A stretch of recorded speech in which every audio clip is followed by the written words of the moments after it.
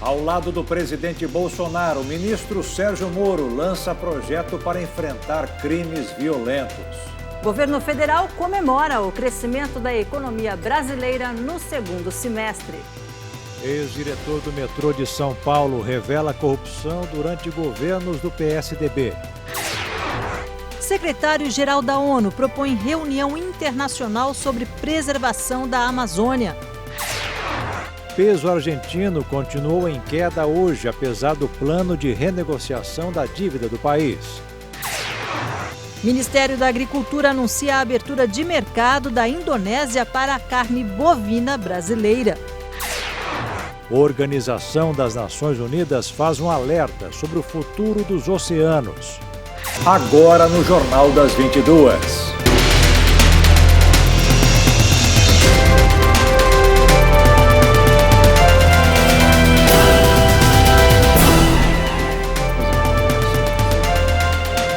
Olá, boa noite. Boa noite. Para tentar reduzir a violência do país, foi lançado hoje em um evento no Planalto o programa Em Frente Brasil.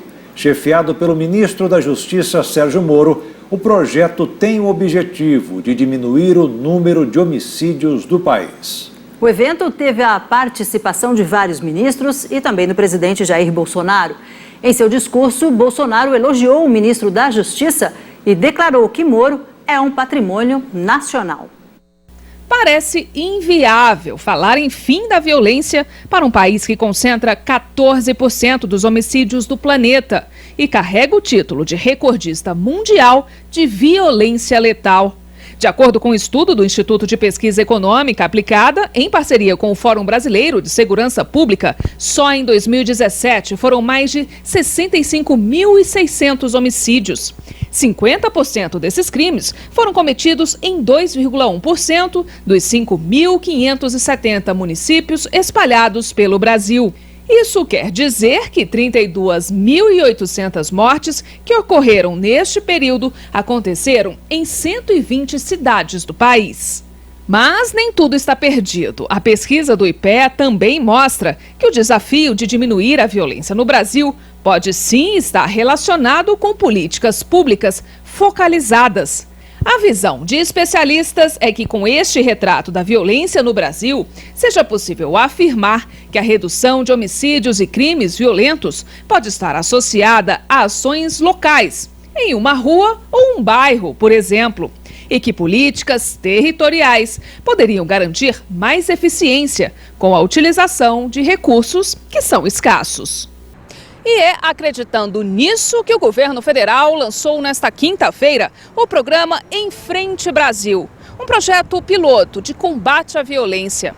Ele será capitaneado pelo ministro da Justiça e Segurança Pública, Sérgio Moro, e irá ser implementado primeiramente em 5 cidades: Cariacica, no Espírito Santo, Ananindeua, no Pará, Goiânia, em Goiás, São José dos Pinhais, no Paraná e Paulista, em Pernambuco.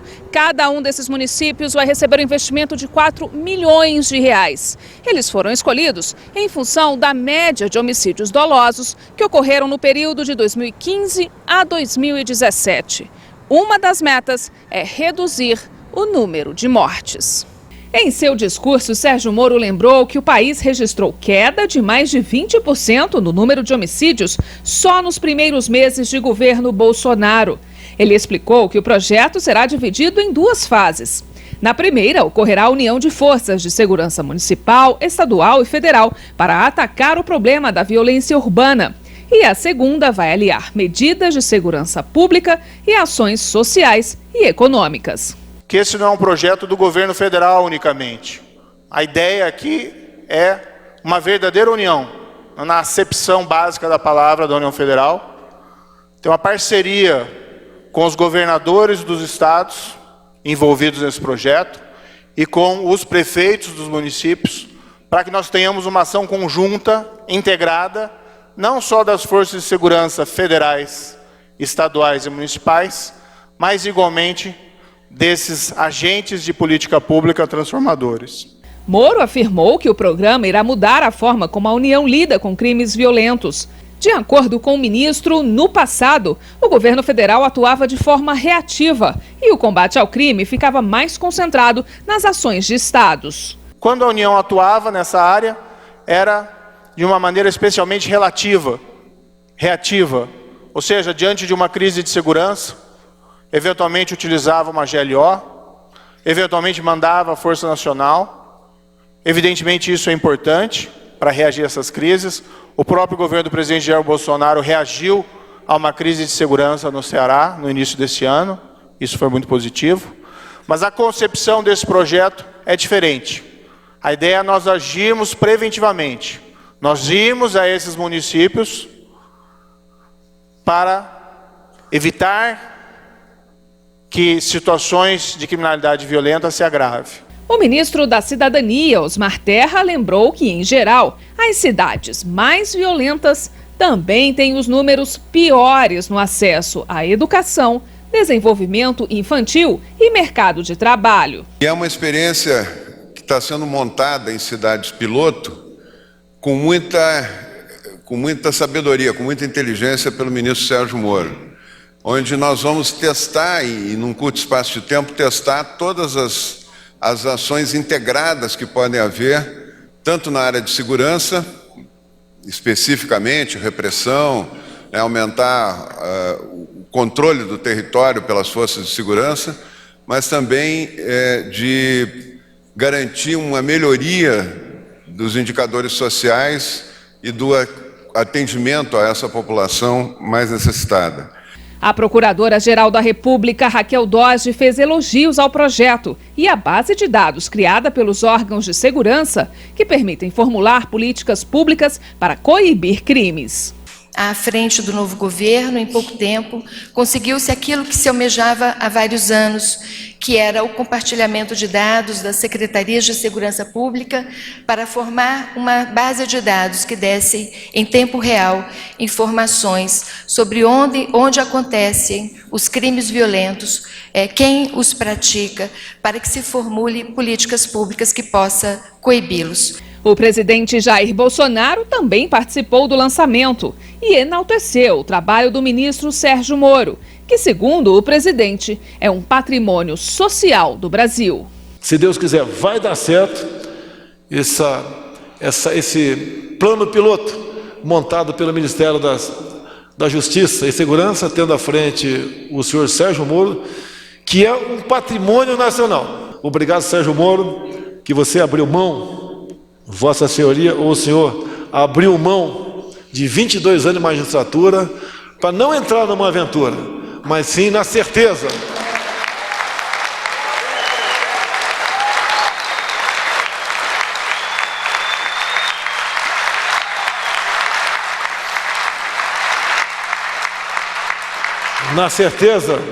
que todos nós juntos podemos sim fazer melhor para a nossa pátria, colocar o nosso querido Brasil no lugar de destaque que ele bem merece. No Japão, durante Conferência Internacional de Tóquio para o Desenvolvimento da África, o secretário-geral da ONU, Antônio Guterres, citou os incêndios na Amazônia e os desastres agravados por mudanças climáticas. Guterres defendeu que seja feita uma cúpula internacional para discutir o assunto. Agora, em setembro, deve ser discutido esse assunto. Enquanto isso, aqui no Brasil, o presidente Jair Bolsonaro assinou um decreto que proíbe, durante os próximos 2 meses, queimadas em todo o país. A proibição não se aplica em casos como de controle fitossanitário, para controlar a propagação de pragas, por exemplo, desde que seja autorizado pelo órgão ambiental competente. A Operação Verde Brasil, que reuniu várias agências em torno do combate aos incêndios na Amazônia Legal, registrou a diminuição nos focos de incêndio nos últimos dias. A avaliação do governo até o momento é positiva. Com o apoio das Forças Armadas para a garantia da lei e da ordem, o combate às queimadas também foi reforçado nas áreas de fronteira, em terras indígenas e em unidades federais de conservação ambiental da Amazônia Legal. E o secretário-geral da ONU, Antônio Guterres, que está na Conferência Internacional sobre o Desenvolvimento da África no Japão, defendeu a realização de uma reunião sobre o tema, à margem da Assembleia Geral da ONU em setembro. Acredito que a comunidade internacional precisa se mobilizar fortemente para apoiar os países da Amazônia com o intuito de fazer duas coisas: parar os incêndios o mais rápido possível com todos os meios disponíveis e ter uma política de reflorestamento consistente. Precisamos fazer muito mais do que fizemos no passado. Cerca de 80 mil incêndios atingiram a floresta amazônica desde o início do ano. Os números são os mais altos desde 2013. O ex-diretor do metrô de São Paulo, Sérgio Correia Brasil, revelou em delação premiada à Operação Lava Jato que houve por mais de 10 anos um esquema de propina na companhia. Segundo o delator, o esquema funcionou durante os governos de Serra e Alckmin e beneficiou de políticos a membros do Tribunal de Contas do Estado. Entre os envolvidos estaria o atual vice-governador paulista, Rodrigo Garcia. Segundo as investigações, as irregularidades envolveram obras em 3 linhas do metrô paulista, sendo que uma delas ainda está em construção. As empreiteiras Odebrecht, Andrade Gutierrez e Camargo Correia estariam envolvidas. Os crimes teriam acontecido durante as gestões de Geraldo Alckmin e José Serra. Os ex-governadores não teriam participação. Segundo Sérgio Correia Brasil, licitações foram alteradas para favorecer o esquema. Isso era um desejo tanto do governo como também das empresas, de não deixar esses contratos se extinguirem. O que seria mais correto seria fazer um novo processo licitatório, começar tudo de novo. Segundo o delator, parte da propina foi repassada a deputados estaduais para evitar que os contratos fossem questionados. Soube então que eram 4 deputados que estavam mais liderando isso dentro da Assembleia Legislativa de São Paulo e que com relação ao metrô nós teríamos esse vínculo, vamos dizer assim, mais forte com o deputado Rodrigo Garcia e com o deputado Arnaldo Jardim. Atualmente, Arnaldo Jardim é deputado federal e Rodrigo Garcia é o vice-governador de São Paulo. O ex-presidente do metrô, Luiz Carlos Davi, também teria participado do esquema. Em algumas situações nós tivemos reuniões conjuntas. O Arnaldo Jardim, o Rodrigo Garcia, o Davi, o presidente da companhia e eu. Reuniões de acompanhamento, não se falava em detalhes sobre isso, né? Conselheiros do Tribunal de Contas do Estado também teriam recebido propina. Os processos são divididos por conselheiros lá, né? Nesse caso era o conselheiro Eduardo Bittencourt, que estava como relator desse processo. Então ele mudou um pouco, mas o maior parte do tempo foi ele. Não haveria chance de um projeto desse dar certo, ter sucesso, assinar o contrato como foi assinado, se não tivesse uma conjugação, um alinhamento, além de metas, de interesses e de apoio, vamos dizer. Sérgio Brasil também chegou a ocupar um cargo no Conselho Gestor de Parcerias Público-Privadas do governo de São Paulo. Ele falou sobre a articulação para que orientações do poder público atendessem a interesses das empreiteiras. Para mim, os 2 principais componentes desse conselho. O presidente era o Wilson Melini, que por coincidência era meu chefe. Então, ele trazia diretrizes, necessidades que coincidiam com as que ele estava cuidando. E o secretário de Transporte, o Dr. Vilandir, que é o ente técnico, vamos dizer, que trazia questões técnicas, cláusulas mais técnicas. O esquema entrou em operação em 2004 e funcionou até as eleições de 2014. Começou com as obras da linha 2 verde, passou pela 5 lilás e chegou à licitação da 6 laranja do metrô. Pelo esquema, as obras dessas linhas ficaram mais caras e mais lentas. Os partidos PPS, hoje Cidadania, PSDB, PFL, hoje DEM e PTB teriam recebido repasses mensais em troca de apoio ao governo tucano. A Justiça Federal de São Paulo recebeu a denúncia e acusou 14 pessoas.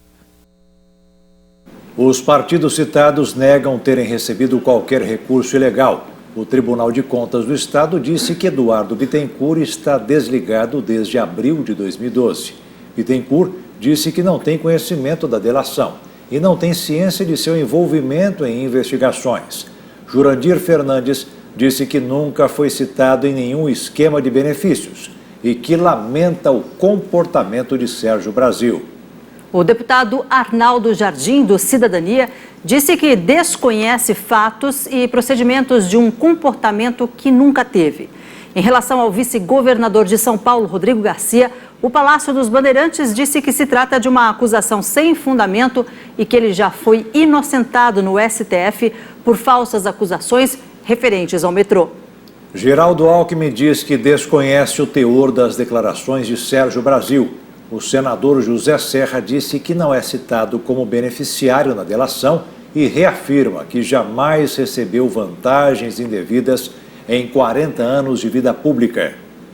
O metrô disse que é o maior interessado na apuração de todos os fatos e, se comprovada qualquer irregularidade, apoia a punição dos envolvidos e o ressarcimento dos eventuais prejuízos. As empreiteiras reafirmaram que colaboram com a Justiça. O caso abriu uma disputa entre promotores de São Paulo. O Ministério Público Estadual diz que a delação é ilegal e que o Ministério Público Federal não poderia ter fechado o acordo. O caso será analisado no Superior Tribunal de Justiça. E agora uma notícia positiva para a economia brasileira. O IBGE divulgou hoje que o PIB brasileiro cresceu 0,4% no segundo trimestre, na comparação com os 3 primeiros meses do ano. O presidente Bolsonaro comemorou o resultado durante um evento em Brasília. O resultado foi uma surpresa para o mercado e afastou o risco do Brasil entrar em recessão. Um país é considerado em recessão quando o PIB fica 2 semestres em redução. A alta do produto interno bruto foi puxada pelos ganhos da indústria e dos serviços. Nesse segundo trimestre, o Brasil totalizou 1,780 bilhões de reais do PIB. Na comparação com o mesmo período de 2018, houve um crescimento de 1%. Também houve alta de 0,5% do PIB nos 3 primeiros meses de 2019. A gente justificou que esse desempenho melhor foi mais explicado pelo comportamento da indústria, por conta de que a transformação e a construção, que pesa em torno de 70%, contribuíram para esse resultado. Durante um evento do Ministério da Justiça em Brasília, o presidente Jair Bolsonaro comemorou o resultado. De acordo com o presidente, a recuperação da economia também auxilia no combate à violência. Hoje tivemos uma boa notícia, prezado Roberto, eu que conheci teu avô, foi parlamentar comigo na Câmara. Um dado positivo da economia, de uma projeção de 0,1 de crescimento no último trimestre, passamos para 0,4. Fiquei feliz em ver as mídias sociais divulgarem uma notícia dessa. E a economia também ajuda nessa questão, porque se o desemprego cai,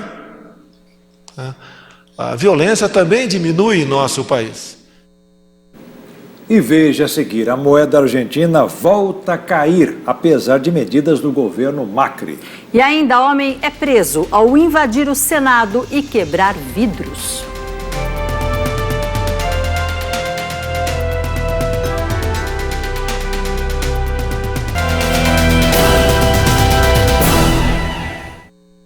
O Ministério da Agricultura anunciou a abertura do mercado da Indonésia para carne bovina brasileira. De acordo com o Ministério da Agricultura, as negociações entre os dois países começaram em maio, quando a ministra Tereza Cristina esteve reunida com o ministro da Agricultura da Indonésia para discutir a abertura de mercado.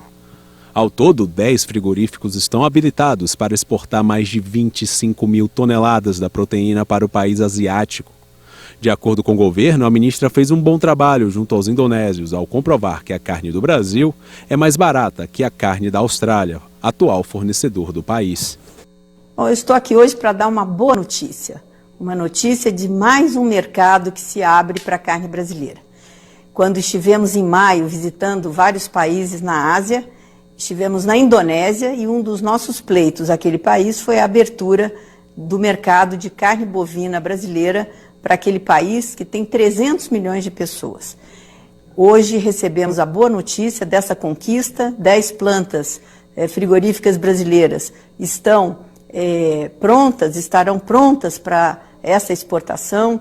Isso é bom para o nosso PIB, isso é bom para o nosso produtor rural, que tem mais gente comprando carne para exportar. Isso é bom para os nossos frigoríficos, que podem continuar dando emprego e gerando talvez mais emprego ainda, para que a gente possa atingir, né, esse mercado enorme de 300 milhões de pessoas, que é o mercado indonésio. Então, acho que merece uma comemoração por parte dos produtores rurais e do Ministério da Agricultura.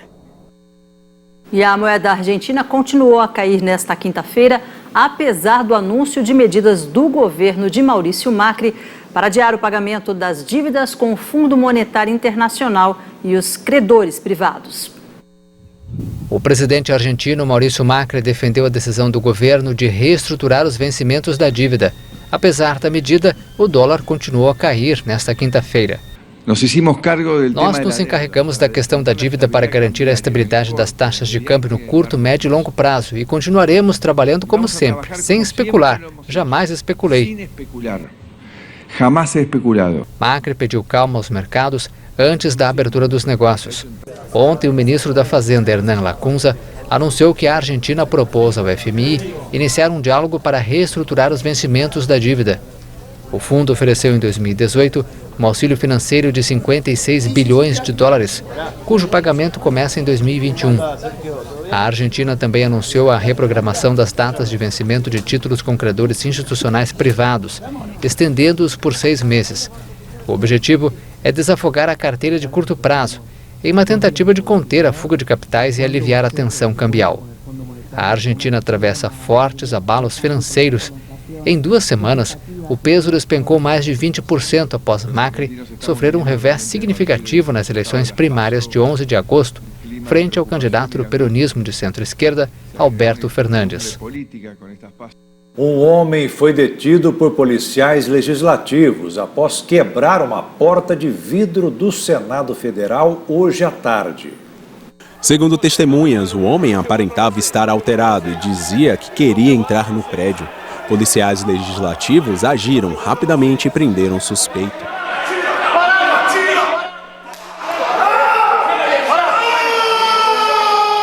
O homem usou uma barra de ferro para quebrar o vidro de uma das portas da entrada da chapelaria do Senado. A deputada federal Joyce Hasselmann, líder do governo, estava perto e registrou a confusão. A gente tem que aprovar uma lei para que quando houver esse tipo de coisa, esse tipo de malandro desembolse dinheiro do seu bolso e não o povo brasileiro. Foi um susto aqui, porque parecia o barulho de um tiro. Na hora que a gente estava ali, foi um estouro, parecia o barulho de um tiro, saiu todo mundo correndo aqui dentro do Congresso Nacional. Eu tentei pegar a imagem um pouco mais aqui do malandro, mas a polícia não deixou se aproximar porque ele estava um pouquinho nervoso. Sabe por quê que ele jogou aquele metal e arrebentou o vidro? Porque ele não tinha uma visita agendada no Congresso Nacional e aí a polícia, por segurança, não deixou entrar. É uma brincadeira, né, gente? A Organização das Nações Unidas fez um alerta sobre o futuro dos oceanos. Segundo a ONU, eles podem se tornar um pesadelo para a humanidade. Os oceanos são fontes de vida na Terra, mas podem se tornar nossos piores inimigos em escala global se nada for feito para travar as emissões de gases de efeito estufa. É o que diz o rascunho de um relatório da ONU obtido com exclusividade pela AFP. O documento especial do painel intergovernamental sobre mudanças climáticas sobre os oceanos e a criosfera será oficialmente apresentado em 25 de setembro em Mônaco. Segundo o relatório, os estoques de peixes podem diminuir, os danos causados pelos furacões podem aumentar e 280 milhões de pessoas seriam deslocadas pelo aumento do nível do mar. Tudo isso na hipótese otimista de que o aquecimento global será limitado a 2 graus Celsius em comparação com a era pré-industrial. Com o aumento esperado na frequência de ciclones, muitas megacidades próximas à costa e pequenas nações insulares seriam inundadas todos os anos a partir de 2050, mesmo em cenários otimistas. Este documento de 900 páginas é o 4º relatório especial da ONU publicado em menos de um ano. Os anteriores diziam respeito ao objetivo de limitar o aquecimento global a 1,5 graus, à biodiversidade e à gestão das terras e ao sistema alimentar global. E veja a seguir, presidentes da Câmara e do Senado fazem acordo para acelerar a PEC da reforma da Previdência. E ainda, Eduardo Bolsonaro deve ir aos Estados Unidos para agradecer apoio de Trump ao Brasil no G7.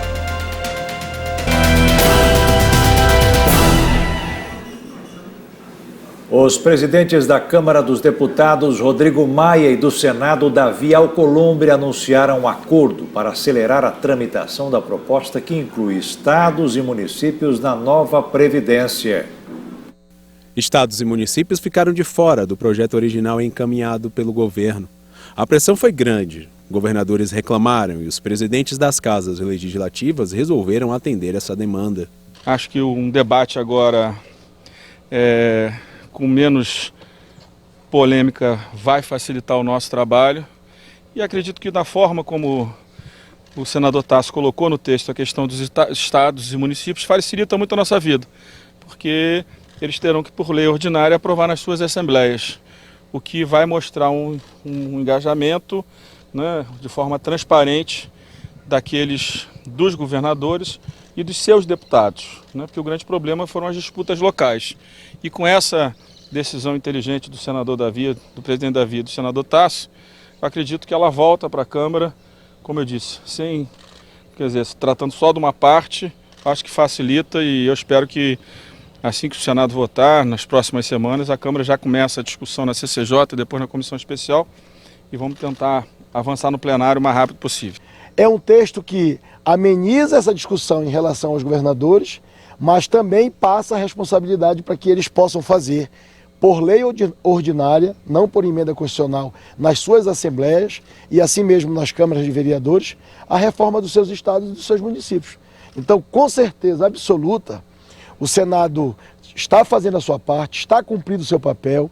O senador Tasso fez várias alterações, inclusive supressão no texto, que não atrapalha a promulgação do texto, do eixo principal da reforma, no que diz respeito ao governo central, mas também fez e fará algumas alterações na PEC paralela, e dentre elas a principal é a inclusão dos estados e dos municípios, dando essa concessão para que os estados que queiram fazer o seu ajuste façam através de lei ordinária nas suas assembleias. A PEC paralela sendo passada no Senado seja a prioridade absoluta na Câmara, ou seja, nós vamos ter quase que uma continuidade da votação da PEC paralela no Senado e na Câmara, o que dá tranquilidade que isso vai ser votado de uma maneira célere até o fim do ano. Mas nem todos concordam com a votação da PEC paralela para tratar de outros pontos da reforma da Previdência. O tema foi alvo de críticas em audiência na Comissão de Direitos Humanos do Senado. E seja votada daqui a uns anos, né? Simplesmente instituiu-se, ou nunca, instituiu-se essa PEC simplesmente para dar uma satisfação. Por isso que o Brasil é o país com maior índice de judicialização. Então, nossas leis são mal feitas. Nosso processo legislativo é discutido com base em política e não na realidade social.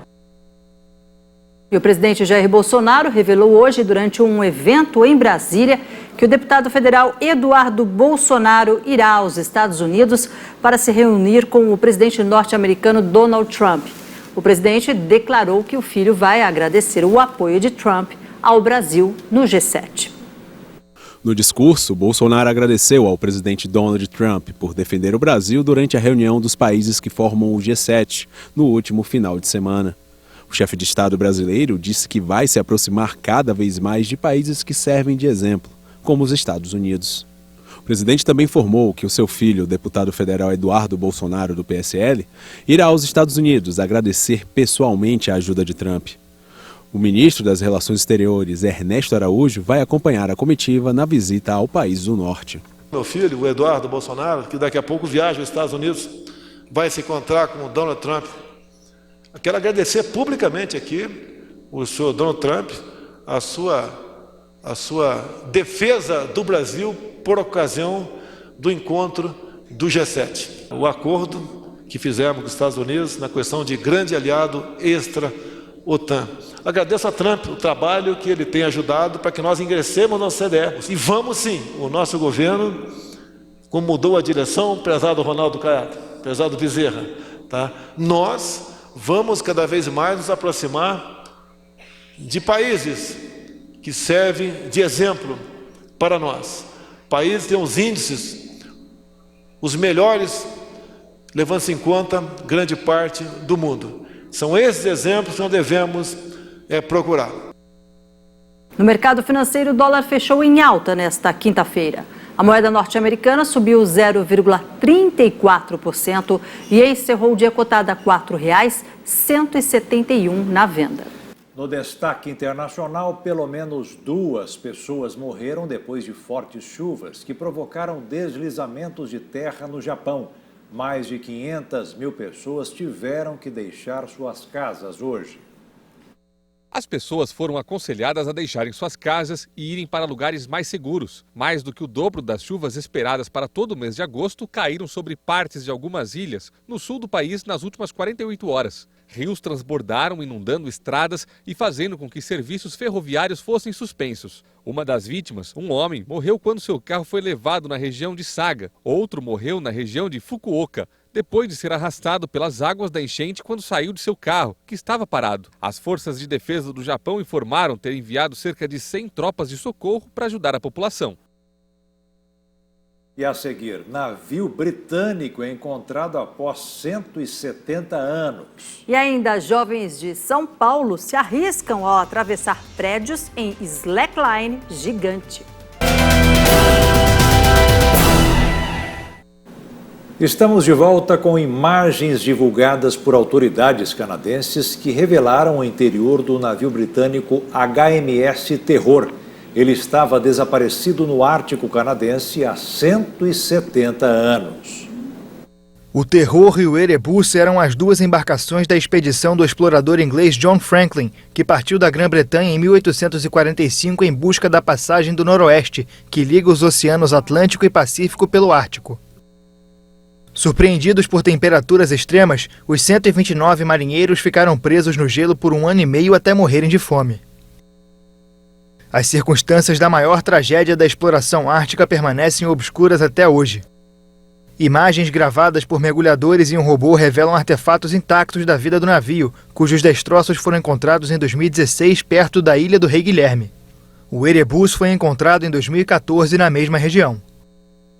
Os sedimentos que cobriram a cabine do capitão Francis Crozier permitiram preservar seu escritório, onde os pesquisadores esperam encontrar instrumentos e mapas científicos. A busca contou com a ajuda de organizações inuí, cujos testemunhos orais transmitidos de geração em geração permitiram encontrar o navio.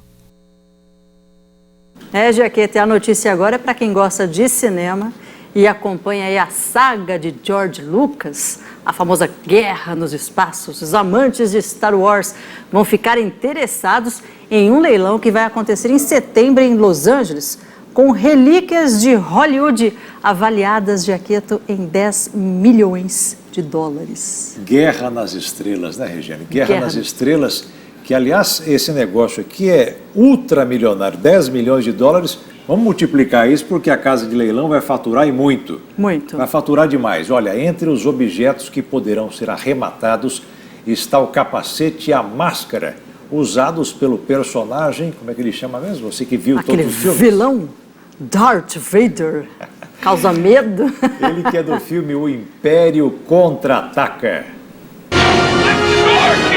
Quem ama de verdade a saga de George Lucas mal pode ouvir a música tema do vilão, que já para tudo o que está fazendo. As cenas que envolvem Darth Vader sempre são as de tirar o fôlego de quem assiste. E agora imaginem o capacete e a máscara, ambos originais, usados pelo personagem de Darth Vader no filme Star Wars V, o Império Contra-Ataca, poderá ser de um simples fã como você e eu. Para isso, basta ter no mínimo $500 mil, que é o lance inicial para adquirir a relíquia. Ok, não é para qualquer um mesmo. Também, este conjunto de máscara e capacete estava entre os vários utilizados pelo ator David Prowse, que interpretou o vilão no segundo episódio da saga espacial lançada em 1980. De verdade, algo muito valioso. O leilão chamado Icons and Legends of Hollywood, ou Ícones e Lendas de Hollywood, será realizado nos dias 25 e 26 de setembro em Los Angeles. E os organizadores acreditam que os 1.000 lotes sejam arrematados por mais de 10 milhões de dólares.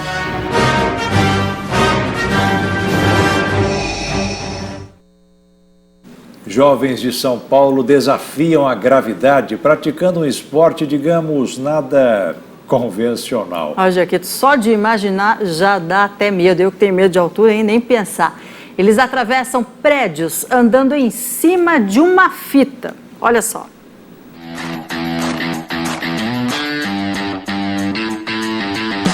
Na terra do futebol, o que essa turma realmente gosta de praticar é o slackline. O esporte requer equilíbrio para andar sobre uma fita elástica esticada entre dois pontos fixos. Nesse caso, o pessoal prefere o desafio de atravessar 2 prédios. É preciso coragem para praticar essa modalidade. Aqui não há espaço para quem tem medo de altura. O grupo escolhe edifícios parcialmente construídos ou abandonados para praticar o esporte.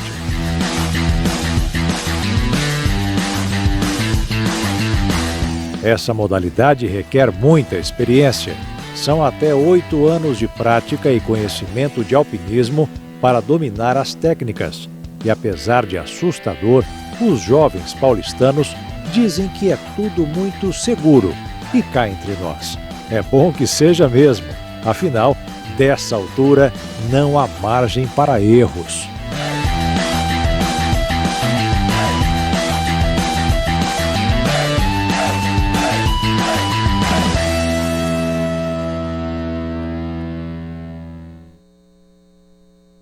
E o Jornal das 22 termina aqui. Tenham todos uma ótima noite. A gente se vê amanhã.